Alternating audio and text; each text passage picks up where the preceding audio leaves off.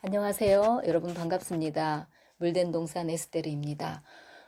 오늘부터는 휴가와 대환란 어떻게 준비할까? 라는 제목으로 시리즈로 방송하려고 합니다. 휴가와 대환란에 대해 막연히 두려워하는 이들이 많은 것 같습니다. 그러나 준비된 자들에게 이것은 소망이며 기쁨이죠. 왜냐하면 이것들이 지나야 우리 주님의 왕국이 이 땅에 이루어지고 천지창조의 목적이 완성되기 때문입니다.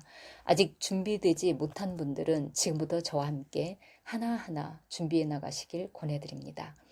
첫 번째, 휴거 신부가 갖추어야 할 두 가지 예복을 말씀드리고 싶습니다. 요즘 세상은 말세를 향하여 매우 급박하게 돌아가고 있죠. 온 세계의 왕들과 지도자들은 적그리스도에게 매수되어 그들의 하수인이 되었고, 영향력 있는 수많은 주의 종들도 그의 매력에 이끌려 자기 영혼을 팔았을 뿐 아니라 자신의 양들에게도 섞은 포도주를 마시게 하고 있습니다. 참으로 정말 슬픈 일입니다.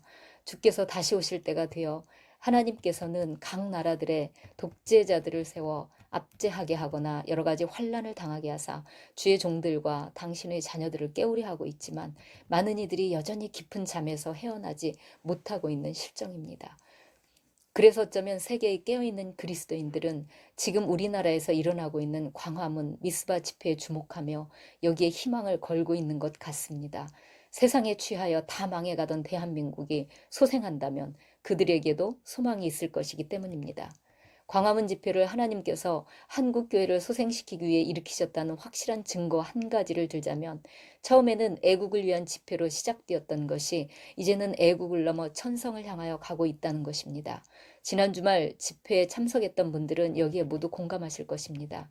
요즘 대한민국을 휩쓰는 대세는 더 이상 동성애의 인권이나 거짓된 평화쇼 따위가 아닙니다. 이제는 복음 통일로 이 나라의 하나님의 왕국을 이루자는 것입니다.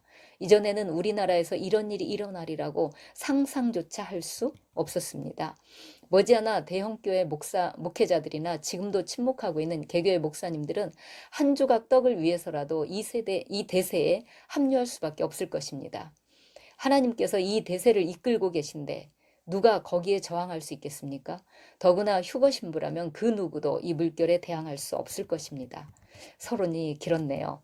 오늘의 테마는 이제 주님 오실 때가 가까웠으니 휴거 신부가 갖추어야 할 두 가지 예복을 준비하자는 것입니다. 어떤 이들은 휴거를 준비하기 위해 이곳저곳을 기웃거리며 언제쯤 주께서 오실지 어떤 현상들에 주목하는 경향을 보입니다. 그런 태도는 때를 알고도 휴거되지 못한 안타까운 입장에 처할 수도 있습니다. 그러니 우리는 때가 매우 가까움을 인식함과 동시에 주님이 오시면 언제라도 따라갈 준비를 해 두어야 합니다. 우리는 그리스도와 함께 그의 피로 언약을 맺었습니다. 그렇죠? 그리고 다시 오마 약속하고 떠나가신 신랑을 기다리며 지금 약혼녀의 신분으로 이 땅에 남아 있습니다. 마치 춘향이가 먼 길 떠난 이몽룡을 기다리듯이 말입니다. 세월이 흘러 이제 신랑은 신부를 데리러 오기 위해 자신의 종들을 보내어 약혼녀에게 이제 곧 갈 것이니 준비를 서두르라고 당부하십니다. 그런데 이 약혼녀가 언제 올지 모르는 신랑을 기다리기에 지쳐서 잠에 빠져 있거나 다른 남자들과 놀아나는데 정신이 팔려 종들의 음성에 귀를 기울이지 않고 있다면 그 여인은 어찌 될까요? 신랑이 왔을 때 그런 더러운 약혼녀를 아내로 맞이하지는 않을 것입니다. 예수님은 초림 때에 오셔서 우리에게 구원의 옷을 입히시고 떠나시며 우리를 돌봐주시도록 이 땅에 보혜사 성령님을 보내셨습니다.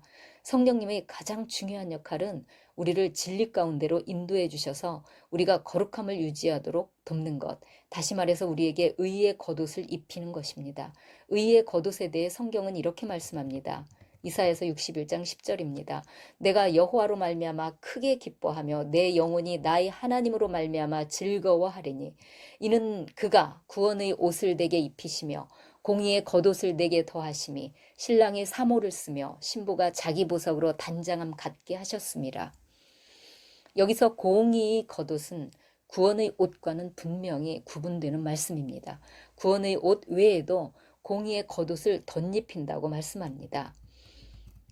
계시록 19장 7, 8절에서는 이렇게 말씀합니다. 우리가 즐거워하고 크게 기뻐하며 그에게 영광을 돌리세.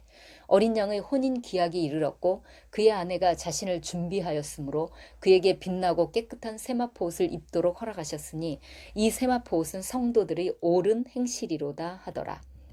이사야서에서는 우리가 입어야 할 옷에 대해 구원의 옷과 공의의 옷에 대해 말하고 있습니다. 그리고 계시록에서도 구원의 옷을 입은 신부가 갖추어야 할 옷으로서 세마포 옷을 말합니다. 세마포는 성도들의 옳은 행실로 짜인 의의 겉옷이라는 것입니다. 우리가 기다리고 고대하던 우리의 신랑 예수 그리스도를 얼굴과 얼굴로 만나는 그날은 곧 올 것입니다. 그때 우리는 의의 겉옷, 세마포 옷을 입고 그리스도로 말미암아 크게 즐거워하고 기뻐할 것입니다.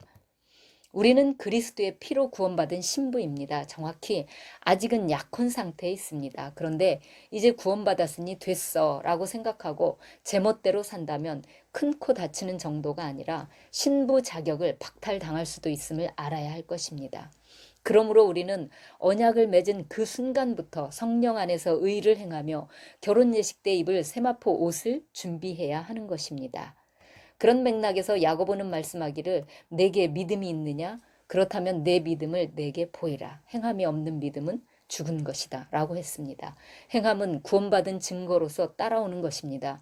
하나님께서 거룩하시기 때문에 죄를 가지고는 누구도 주 앞에 설 수가 없습니다. 그러므로 구원의 옷과 의의 겉옷 이 두 가지 옷을 다 입는 것이 바로 우리가 그리스도로 옷 입는 것이며 그리스도의 신부로 준비되는 것입니다. 다음 시간에는 우리 삶에서 거룩을 이루는 출발점은 어디인가에 대해 생각해 보는 시간을 갖겠습니다. 감사합니다.